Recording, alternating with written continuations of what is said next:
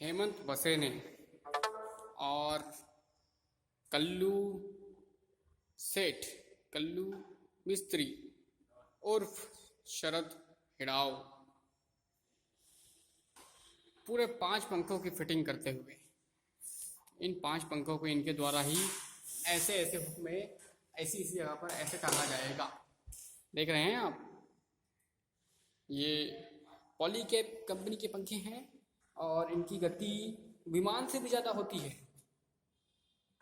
Aeroplane से भी ज़्यादा गति होती है, बहुत तेज घूमते हैं और न जाने कितनी हवा देते हैं। ये देख रहे हैं आप, इनकी ब्लेड्स ऐसे फिट की जाती है जैसे कि ये एक स्क्रू ड्राइवर इन्होंने रखा।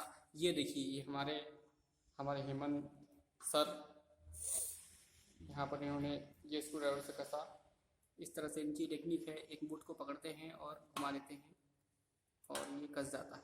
पहले एक बोल्ट कसते हैं, फिर दूसरा बोल्ट कसते हैं। ये दूसरा भी कसा इन्होंने। और ये शरद हिड़ाऊ है जो केवल और केवल खाली और खाली मोबाइल चलाने का काम करते हैं। ये है हमारे शरद हिड़ाऊ, इनका सामान सही नहीं है लेकिन दिख तो रहा है।